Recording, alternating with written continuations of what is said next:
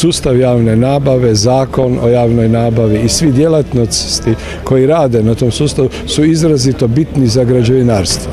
Jer glavni naručioc naših i radova i usluga su sva tijela javne uprave i poduzeća koji su obveznici postupanja po zakonu o javnoj nabavi. Zato smo mi jako zainteresirani da je taj zakon kvalitetan, da je on transparentan, da je on za nas izvršioce u istom korektnom odnosu sa naručiteljima i da mi možemo zaista očekivati da će u budućnosti taj zakon biti još bolji, još kvalitetniji i da po njemu možemo efikasnije i brže raditi.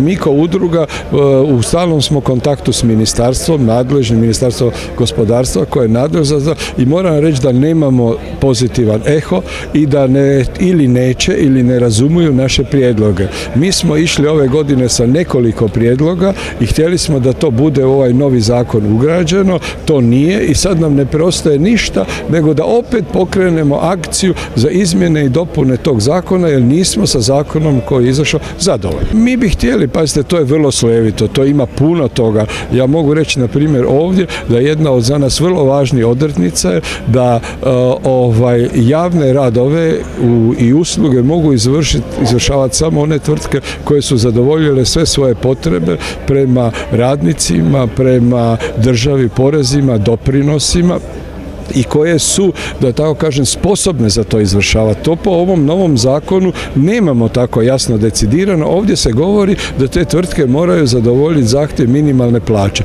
Mi se s tim ne slažemo jer postoji kolektivni ugovor o građevinarstvu koji ima 8 razreda i svaka tvrtka koja radi i ide na natječaj mora imati adekvatan sustav plaćanja svojih radnika. Ona koja plaća samo prema minimalnim plaćama, znači izigrava zakon i na određeni način nije sposobna da koristi novac koji uplaćuju svi građani Hrvatske.